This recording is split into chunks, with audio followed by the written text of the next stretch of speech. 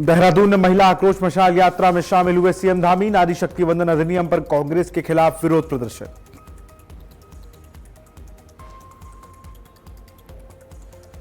Uttarakhand one विकास निगम के रजत जयंती समारोह में शामिल हुए सीएम धामी। पर्यावरण संरक्षण, रोजगार और हरित विकास पर फोकस।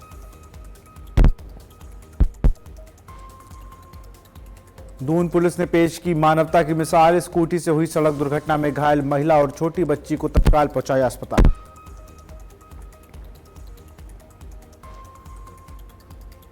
हरिद्वार में प्रेमी ने रची खौफनाक साजिश। पिता के विरोध से नाराज होकर की हत्या। हथौड़े से वार कर उतारा मौत के घाट।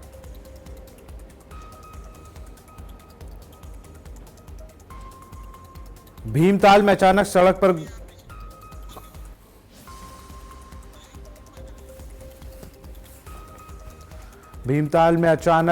पर गुलदार के आ जाने से मची अफरा तफरी। गुलदार बाइक से टकराया। वन विभाग ने ट्रैकुलाइज पर गुलदार को किया रेस्क्यू।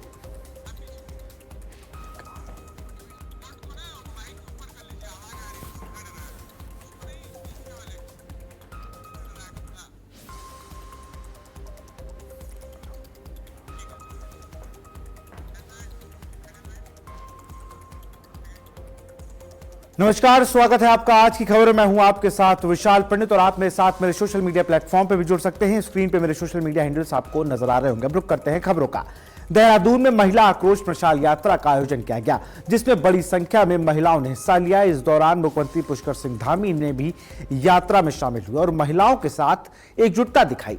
नारी शक्ति वंदन अधिनियम पारित न होने के विरोध में आयोजित इस मशाल यात्रा में महिलाओं ने जोरदार प्रदर्शन करते हुए अपनी आवाज बुलंद की। प्रदर्शन के दौरान के खिलाफ भी नाराजगी जताई गई। महिलाओं ने सरकार से मांग की है कि महिलाओं के अधिकारों से जुड़े इस महत्वपूर्ण विधेयक को जल्द पारित किया जाए। जो पूरे आयोजन में भारी उत्साह और आक्रोश का माहौल देखने को मिला। यात्रा का आयोजन रहा और महिला आक्रोश मशाल यात्रा पूरी तरीके से कांग्रेस और उसके अलायंस जो उसके सहयोगी हैं, जिसमें सपा भी है, डीएमके भी है, टीएमसी भी है, जिन्होंने 16 अप्रैल से लेकर 17 अप्रैल को महिला आरक्षण बिल पर जिन्होंने उसे गिराने का काम किया, जिन्होंने आरक्षण के विरोध में मतदान करने का काम किया। मतदान तो मतदान ही किया, इसके साथ साथ में उन्होंने मेजे थपथपा के जो है बिल गिरने की खुशी जाहिर करी। इसके साथ ही उन्होंने जो है कांग्रेस ने कुटिल मुस्कान के साथ में लोकसभा का ऐसा दृश्य प्रस्तुत किया कि महिलाएं, देश भर की आधी आबादी जो है बहुत नाराज हुई। और मैं ये समझती हूँ कि आधी आबादी निश्चित रूप से अफसोस कर रही होगी कि हमने कैसे सांसदों को लोकसभा में भेजा है जिन्होंने महिला आरक्षण बिल का इस कदर विरोध किया कि मतदान तो मतदान ही किया, ऊपर से हास्य विनोद के साथ में अपनी खुशी का प्रकटीकरण जो है मेजे थपथपा के करा। उत्तराखंड के मुख्यमंत्री पुष्कर सिंह धामी देहरादून स्थित मुख्य सेवक सदन में आयोजित उत्तराखंड वन विकास निगम के रजत जयंती समारोह में शामिल हुए। इस अवसर पर मुख्यमंत्री ने निगम की 25 वर्षों की उपलब्धियों की सराहना करते हुए कहा कि वन संपदा संरक्षण को सतत विकास में निगम की महत्वपूर्ण भूमिका रही है। उन्होंने पर्यावरण संरक्षण के साथ साथ स्थानीय लोगों के रोजगार सृजन में भी निगम के योगदान को सराहा है। मुख्यमंत्री ने भविष्य में आधुनिक तकनीक के उपयोग और हरित विकास को बढ़ावा देने पर जोर दिया। कार्यक्रम में कई गणमान्य लोग और अधिकारी भी मौजूद रहे।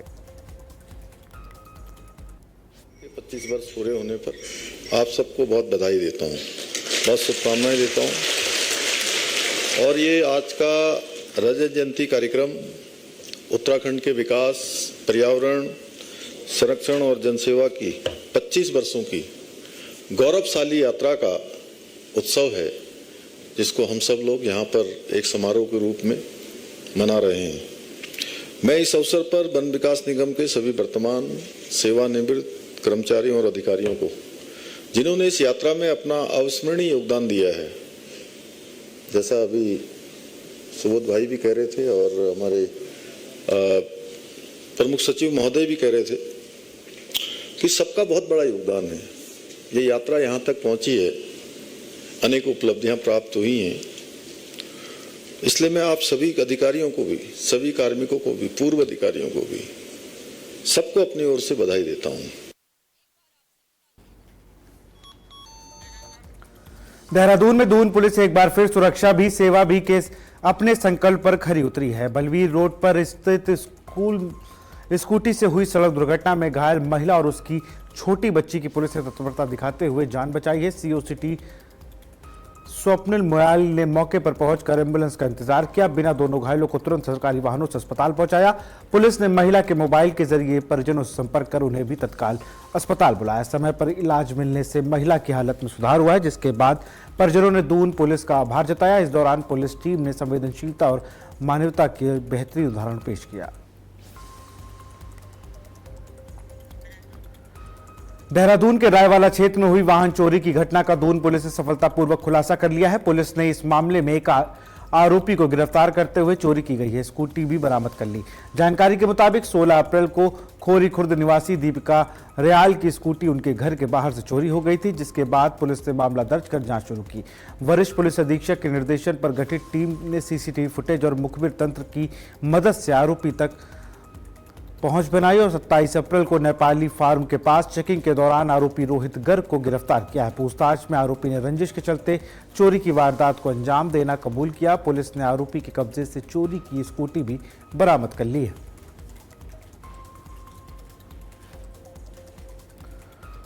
उत्तराखंड के टिहरी गढ़वाल जनपद से एक दुखद खबर सामने आई है, जहां घनसाली क्षेत्र में पानी के टैंक में डूबने से एक व्यक्ति की मौत हो गई। घटना 28 अप्रैल की शाम करीब 4:30 बजे की है, जब ग्राम स्थल में एक युवक ने टैंक में गिरने से सूचना एसडीआरएफ को मिली। सूचना मिलते ही एसडीआरएफ की टीम अपर उप निरीक्षक लाल सिंह के नेतृत्व में मौके पर पहुंची और रेस्क्यू ऑपरेशन चलाया। टीम ने कड़ी मशक्कत के बाद युवक को टैंक से बाहर निकाला, लेकिन तब तक उसकी मौत हो चुकी थी। मृतक की पहचान 31 वर्षीय मुकेश सिंह के रूप में हुई, जो ग्राम स्थल का रहने वाला था। एसडीआरएफ ने शव को जिला पुलिस के सुपुर्द कर दिया और आगे की कार्रवाई जारी है। हरिद्वार के बहारादाबाद क्षेत्र में सनसनीखेज राजवीर हत्याकांड का पुलिस ने चौंकाने वाला खुलासा किया है। एसएसपी नवनीत सिंह भुल्लर ने बताया कि इस ब्लाइंड मर्डर के पीछे अवैध प्रेम संबंध और पारिवारिक विरोध की कहानी सामने आई है। मृतक राजवीर अपनी शादीशुदा बेटी के प्रेम संबंधों के खिलाफ थे, जिससे नाराज होकर बेटी ने प्रेमी पंकज कुमार ने हत्या की साजिश रची। पुलिस जांच में सामने आया कि 26 अप्रैल की शाम आरोपी ने अपने साथी के साथ मिलकर राजवीर को बहाने से खेत में बुलाया और हथौड़े से वार कर मौत के घाट उतार दिया। डिजिटल साक्ष्यों और मोबाइल लोकेशन के आधार पर पुलिस ने आरोपी को गिरफ्तार कर लिया। हत्या में प्रयुक्त हथियार और अन्य सामान भी बरामद कर लिया गया है। दोनों आरोपियों को कोर्ट में पेश कर आगे की कार्रवाई की जा रही है। में एक राजवीर हैं, उनकी हत्या के संबंध में उनके पुत्र ने एक तहरीर दी थी थाने में, और यहाँ पे बोंगला बाईपास के पास में एक पॉपुलर के खेत में इनकी डेड बॉडी मिली थी और उनके सिर पे चोट का निशान था। तो इसमें फिर एसओजी और थाने इनकी टीमें लगाकर इसमें प्रयास किया गया। तो थोड़ा सा डिजिटल एविडेंस मिले, तो उसके आधार पर एक संदिग्ध को पूछताछ में लिया गया। तो लक्की हॉस्पिटल है, वहाँ पे उसके पास में ये संदिग्ध जब पकड़ा गया, तो फिर इसके द्वारा ये बताया गया कि ये जो पंकज है, ये बेसिकली मृतक जो है, इसकी लड़की से 2024 में एक कथा के दौरान मिला था और ये उसको ये प्रेम करता था। और इसका ये था कि अगर इसके बाप को मैं मार दूंगा तो ये लड़की, जो कि पहले से शादीशुदा है 2019 से, वो अपने पति को छोड़ के आ जाएगी और मेरे से शादी कर लेगी। इस मोटिव के लिए इसने अपने एक साथी को, छोटेलाल को, साथ में लिया और एक शराब के ठेके से शराब ली, और ये दोनों एक दूसरे से परिचित थे पहले से। तो ये तीनों लोग गए वहाँ पे और वहाँ पे इन्होंने शराब पी और उसके बाद हथौड़ा ही साथ में लेके गए थे, और उसके बाद इन्होंने वहाँ पे हथौड़ा से 2 बार सिर में वार करके राजवीर की हत्या कर दी। नैनीताल जिले के भीमताल क्षेत्र के खुटानी से हैरान कर देने वाली घटना सामने आई, जहां एक गुलदार अचानक सड़क पर आ गया और गुजर रही बाइक से टकरा गया। इस हादसे में बाइक सवार बाल बाल बच गया और उससे कोई गंभीर चोट नहीं आई। प्रत्यक्षदर्शियों के अनुसार गुलदार झाड़ियों से निकलकर सीधा सड़क पर आया और बाइक से भिड़ गया, जिसके बाद वह बाइक में फंस गया। घटना के बाद मौके पर अफरा तफरी मच गई। सड़क पर लंबा जाम लग गया। सूचना मिलते ही वन विभाग की टीम मौके पर पहुंची और रेस्क्यू अभियान शुरू किया। कड़ी मशक्कत के बाद गुलदार को ट्रैकुलाइज कर सुरक्षित पकड़ा गया और रानीबाग रेस्क्यू सेंटर भेज दिया गया। प्रदेश में लगातार बढ़ती गर्मी और हीट वेव ने जनजीवन को प्रभावित करना शुरू कर दिया है। मौसम विभाग ने आने वाले दिनों में तापमान के और बढ़ने की चेतावनी दी है, जिससे बच्चों, बुजुर्गों और कामकाजी लोगों पर सबसे ज्यादा असर पड़ सकता है। राजधानी देहरादून में डॉक्टरों ने दोपहर 11 बजे से शाम 4 बजे तक घर से बाहर ना निकलने की सलाह दी है। जरूरत पड़ने पर सिर को ढककर चेहरे को सुरक्षित कर बाहर निकले। स्वास्थ्य विभाग ने लोगों से पर्याप्त मात्रा में पानी और तरल पदार्थ लेने की अपील की है ताकि डिहाइड्रेशन और हीट स्ट्रोक से बचा जा सके। चिकित्सकों ने तरबूज, नींबू पानी और नारियल पानी जैसे पेय पदार्थों को आहार में शामिल करने की सलाह दी है। जो है कि मेन इंपॉर्टेंट चीज़ है कि हमें डिहाइड्रेशन से बचाना है। डिहाइड्रेशन में हीट स्ट्रोक हो रही है, आपको जो शरीर का पानी निकल रहा है उसको कंपनसेट करना पड़ेगा। तो निश्चित रूप से सबसे पहला तो ये है कि आप अपने को हाइड्रेटेड रखें, पानी की मात्रा अत्यधिक ले सकते हैं, नींबू पानी, जितना भी तरह का जलजीरा और ये सब चीज़ आप ले सकते हैं। दूसरा, ऐसे फल आते हैं हमारे जो जैसे कि खीरा है, तरबूज है, जो वाटरमेलन्स है, जो जिसमें कि अत्यधिक पानी की मात्रा होती है। थर्ड थिंग ये कि हमें डार्क कपड़ों का प्रयोग कम करना चाहिए, क्योंकि डार्क कपड़े सन को एब्जॉर्ब करते हैं ज़्यादा, इसलिए वो उसका और ज़्यादा रेडिएशन हमारे शरीर में हो जाता है। तो ये एक निश्चित रूप से एक बड़ा इंपॉर्टेंट पहलू है कि हमें इन 3 बातों पर खास करके ध्यान रखना है। जहाँ तक एज ग्रुप की बात करूँ, बच्चों में और बड़ों में बड़ा खतरनाक है। बागेश्वर में अचानक मौसम ने करवट ली और तेज आंधी ने पूरे जिले में तबाही मचा दी। तेज हवाओं के चलते जगह जगह पेड़ गिर गए, जिससे बिजली की लाइनें क्षतिग्रस्त हो गई। जिले में बिजली आपूर्ति पूरी तरह बाधित हो गई है। विजयपुर सब स्टेशन में खराबी आने से कारण कांडा, दुगनाकुरी और धमधर क्षेत्र में देर रात तक बिजली बहाल नहीं हो सकी, जिसमें ग्रामीणों को भारी परेशानियों का सामना करना पड़ा। आंधी का असर सिर्फ बिजली तक सीमित नहीं रहा, बल्कि कई स्थानों पर टीन की छत उड़ गई और सड़क पर गिरने से हादसे समीप एक टीन गिरने से एक युवती सहित 3 लोग घायल हो गए। घायलों को जिला अस्पताल में भर्ती कराया गया, जहां उनका इलाज जारी है।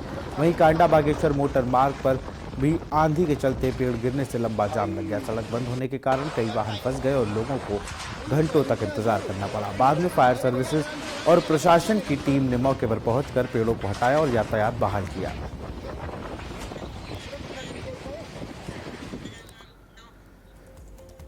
सरोवर नगरी व उसके आसपास मौसम की सटीक भविष्यवाणी साबित होती नजर आ रही है। आज सुबह से ही आसमान से घने बादल मंडरा रहे थे, जिसके चलते बारिश की बौछार पड़ना शुरू हो गई है, जिससे मौसम में थोड़ा परिवर्तन नजर आने लगा है। कुछ हल्की ठंड महसूस की जाने लगी है। यहाँ बता दें कि इस बार अधिक बारिश न होने के कारण झील का पानी कम होता जा रहा है। बारिश पड़ने से ज़्यादा मैदानी व तराई क्षेत्र में भीषण गर्मी से राहत मिलने की उम्मीद जताई जा रही है। वहीं नैनीताल में भी झील का पानी बढ़ने की उम्मीद है।